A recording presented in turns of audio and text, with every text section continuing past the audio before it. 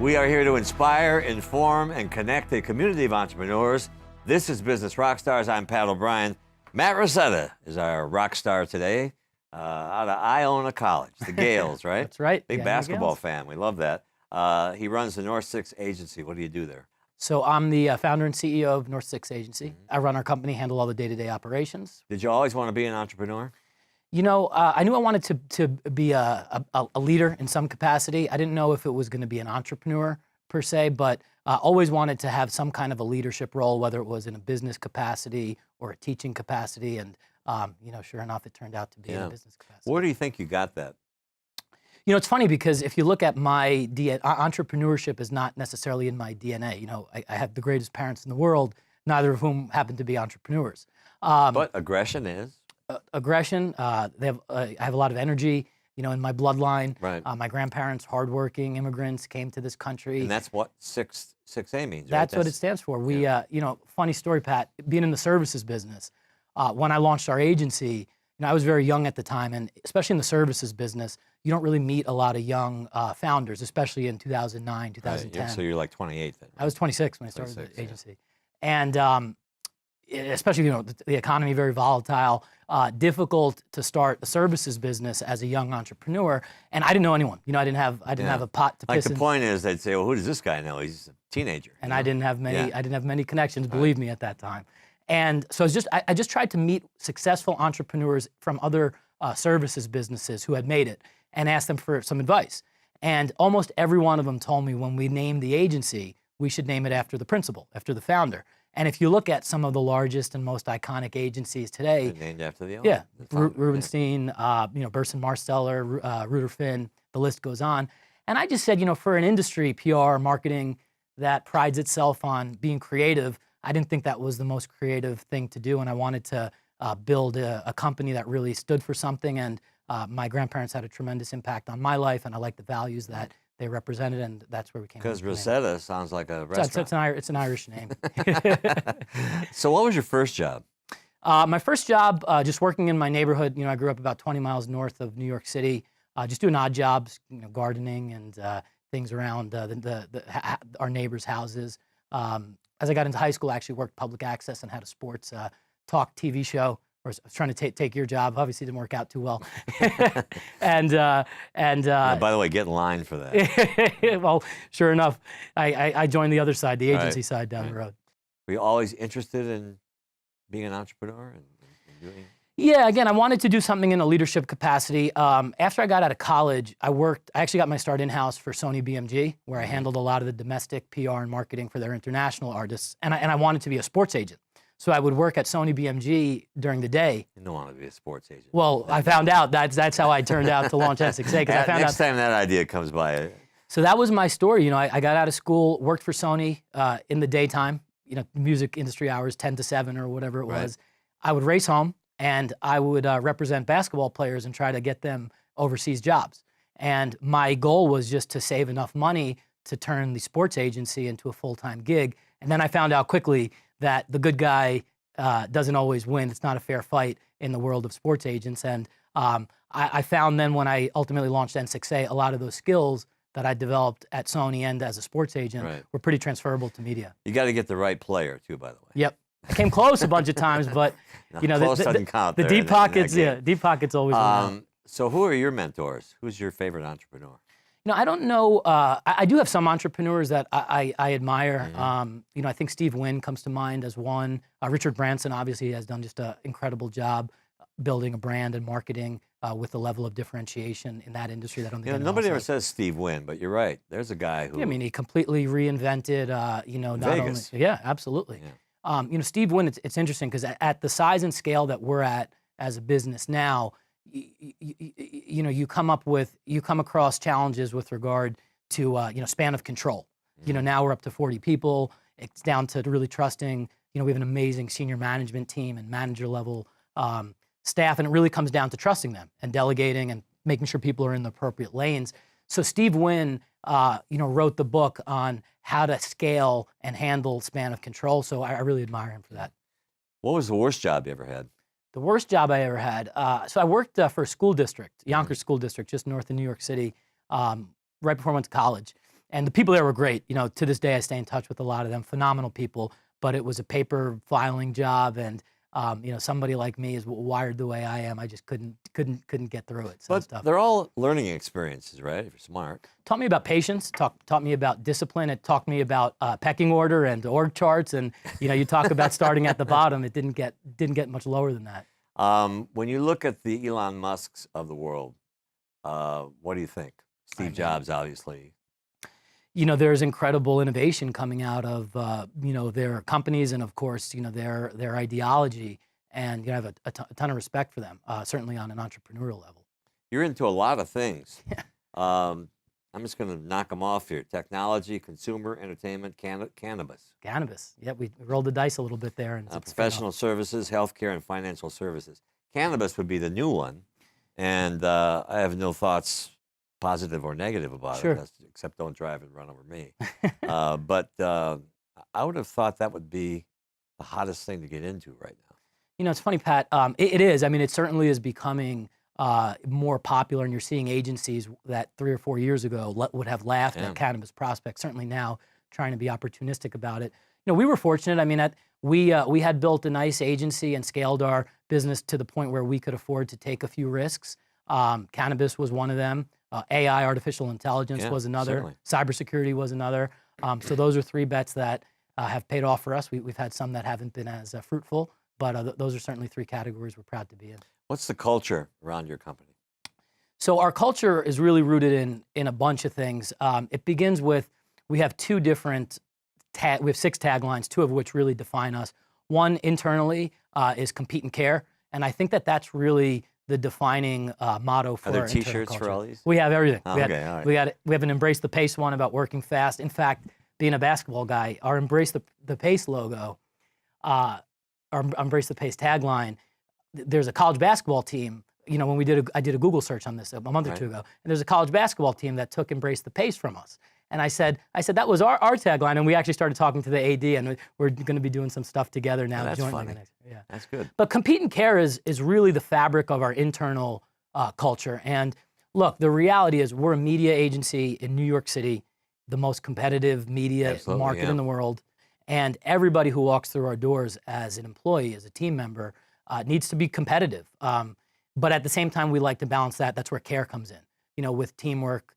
Team-oriented spirit, collaboration. So, you know, when I'm managing our business, and you know, we have a ton of perks and incentives and a ton of programs we have, they're all rooted in, one, you got to be really competitive, but on the other hand, it never comes to the detriment of the team. The one I want is "I was wrong." Okay. So do you have that T-shirt made? I got that for you. But you know, most people who come into N6A and they see that tattooed on our walls, they think we're just wrong about everything. That's not the story. The story is, it goes a little like this. When I started the business, you know, I told you I didn't have much at all. My wife was 8 months pregnant. She had just went on maternity leave from her job as a 2nd grade public school teacher. I quit a pretty cushy job at the time to start our agency. You know, income, no income, closed on our first house. The typical entrepreneur story. And I didn't have any connections. No capital, no connections, like the recipe for a wonderful budding startup business, right? In a tough economy. That had to be kind of frightening. It was scary. It was scary. You know, there was people who believed in me and rolled the dice, and I think that helped me get through it a lot. But one of these individuals who was a titan in our industry was crazy enough to agree to sit down with me before I started the business and to give me some advice. And just, you know, out of respect for him, I won't mention his name. Our staff knows who it is. But just to put his importance in perspective, it would be like an aspiring actor sitting down with Denzel Washington, or you know, basketball player sitting down with Michael Jordan. I mean, that's the caliber of the prestige and importance this person had.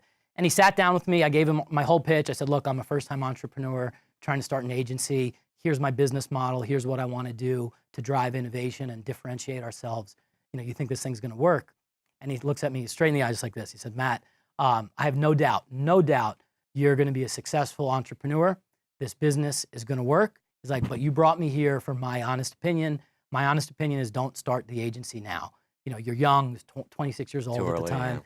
The economy was terrible. It's like, ride the economy out, build your personal brand, and, you know, a couple years from now, open up shop. So that was his advice. of course, That's old school advice. well, look, being a stubborn kid from New York, what did I do? I started the agency the next day, right? And fast forward now about 3 or 4 years after that conversation, obviously we had launched the business, we had achieved some level of success, and we were named at that time, it was one of the, I think the 20 fastest growing agencies in the country. And this individual remembered the conversation we had 4 years prior, sends me an email, and the email had no subject line, just 3 words, I was wrong, all caps.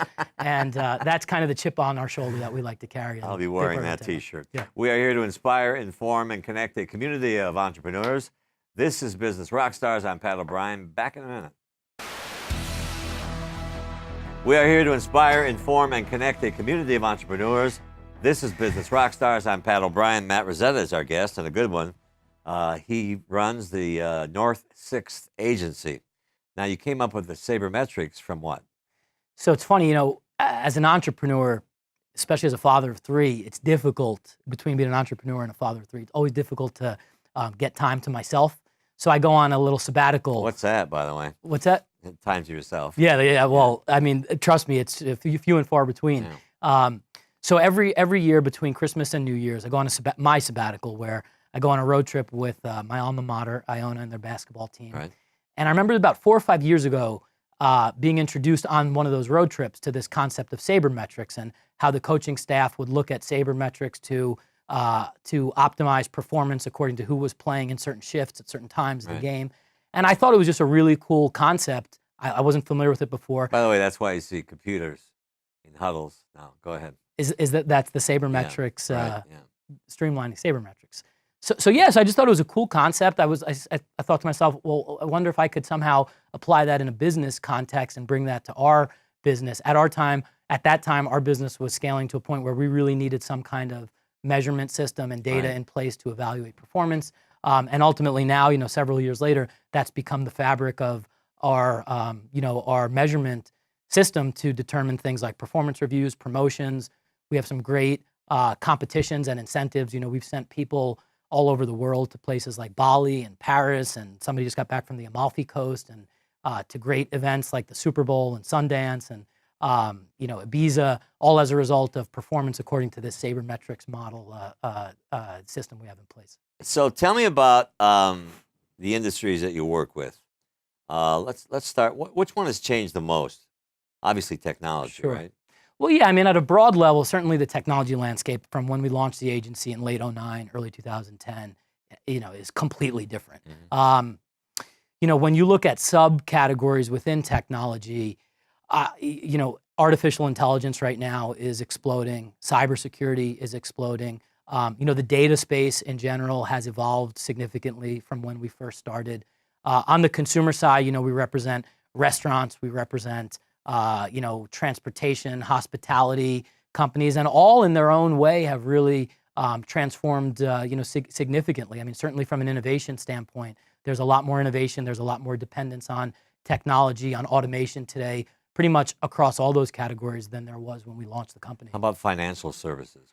Well, when we started, ironically, the financial services and the pro services category on a wider scale was very heavy into crisis communications. There was a high demand there for obvious reasons coming out of the the crisis. Now that's changing. Now you see a lot of financial services companies who are interested in being much more proactive. There's higher demand for thought leadership and positioning their executives as industry experts. Whereas when we first started the company 6 or 7 years ago, financial services was just keep them out of the press. Right. What's been your biggest challenge setting all this up? I would say as we've scaled, having the guts to do it, for one thing. The hardest part certainly so far was when we first. But you come across different challenges at each level and of scale. The span of control challenge the past year or two has certainly been something that I have. It's new to me, and it's something that I have really focused on. I think as we look at our org chart, Pat, today versus where we were 6 or 7 years ago, it's really about trust. We have a great team. We have an amazing team. And I'm in a fortunate position where I can trust them. I can delegate properly. I can start to see myself and think big picture as a CEO. And it's really just a function of recruiting to your system. And I think we have a great system, and we've recruited that way. How do you decide how much to expand? based on what you have coming in. I made a commitment a long time ago, Pat, that we're only going to expand to the point where we get better as we get bigger, right? Smart. And I've seen at every step of the way. We started in my basement with just me, and then we grew to 3 people, then 5 people, then 10, 15, and at each step of the way, we've gotten bigger. Our culture has only gotten better as we've gotten bigger. Our collaboration has only improved. I think our innovation has only gotten better. And that's the commitment I make. I mean, I think I'm just going to continue to push the envelope and scale, but never at the expense of compromising our culture. What was harder, getting your first client or getting your last client? It wasn't hard getting our first client, but our first client didn't pay us for 3 months because this was all part of the conditions of them. Client. Yeah. So, if you want to be technical about it, I guess our first client was easy to get, but it was not profitable, right? Mm-hmm. So, now I think we're in a position where we can be a lot more selective about the types of clients we're bringing on. There's a lot of variables that come into play now to determine whether or not we're taking on clients. But it's become increasingly easier to get clients, but it's also difficult to get the right clients. So I think you have to kind of balance that as well. How do you choose what companies to represent? Well, the first thing we'll look at is, is it a competitive situation with one of our other clients? Obviously, if there's a Coke and Pepsi situation, we couldn't do that. Who would you take in that situation? Coke or Pepsi? Yeah. Well, I'm a Coca-Cola guy my whole life. Me so. too. We always try to get ahead of the curve. We're looking at things like what a company's financial profile is, who their investors are. If their investors are high-profile investors that we don't have relationships with yet, obviously that would be something that we would want to explore. We'll look at growth categories, growth industries. You mentioned cannabis, AI, cybersecurity. Right. We'll try to always be 1 or 2 steps ahead of growth categories. We're very dependent on the media. Like I think the media is a pretty good barometer on what is going to be hot before it's hot. We'll look at. We saw cannabis 2 years ago, a year or 2 ago, whatever it was, and cannabis. You had all your cannabis trade publications, High Times, the Cannabis, 420, and then we would see like 1 or 2 mainstream media outlets assign a beat reporter. Business Insider was one of the first to do this, and we said, oh, that's interesting. Business Insider is assigning a beat reporter to cannabis. Lifehacker did the same thing. And we said, maybe this is a And all trend. they did was show money rolling in, by the way. Right, there was just dollar signs in front of their face. Right. But that usually is a good indication, at least in our, as we determine it, of what categories to invest in before they jump the shark. N6A Agency. The website is N6A, right? That's right. .com. That's right. And when will we see Iona in the Sweet 16? Well, hopefully it's this year. It's funny. Quick story on that. I went to. You talked about the entrepreneurial challenges as you scale. This is just. I remember I went to the tournament last year, the conference tournament, which we were fortunate enough to win, and we got the bid to play in Denver in the opening round, which we lost to Iowa State. We should have won the game, but that's a whole other story. And I remember, I'm very close to the coaching staff and a lot of the insiders in the program. Right. And I remember and I see. I mean, you've seen it too, Pat. The stress that the coaching staff goes through in a season, right? Between recruiting, the day-to-day. Never stops. It doesn't stop, right? And this all culminated in Albany with a conference championship for a mid-major program that's about as good as it gets.